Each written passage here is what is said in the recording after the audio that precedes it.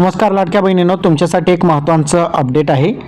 लाडकी बहीण योजनेअंतर्गत जो काही तुमचा राहिलेला हप्ता आहे, जसं की जानेवारी महिन्यांचा हप्ता आणि डिसेंबर महिन्यांचा हप्ता आता लाडक्या बहिणींना एकत्रित मिळणार असल्याची माहिती या ठिकाणी मिळालेली आहे।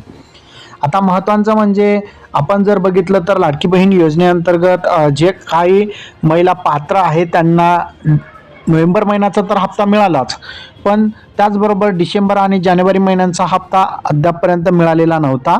त्यामुळेच राज्य सरकारने जे आहे एक मोठा निर्णय घेतलेला आहे। 14 जानेवारीपूर्वी लाडकी बहिणींच्या खात्यामध्ये डिसेंबर आणि जानेवारीचे 3000 रुपये जमा होणार असल्याची माहिती या ठिकाणी सांगण्यात आलेली आहे।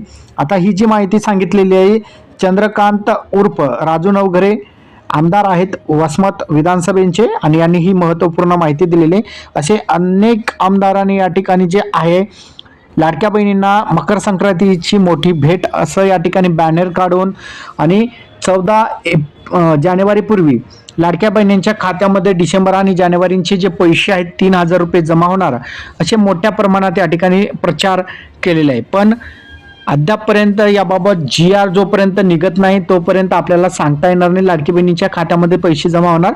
पण या नेत्यांनी या ठिकाणी जाहीर केलेला आहे, त्यामुळे येणाऱ्या 2-3 दिवसामध्ये आपल्याला संपूर्ण माहिती समजेल।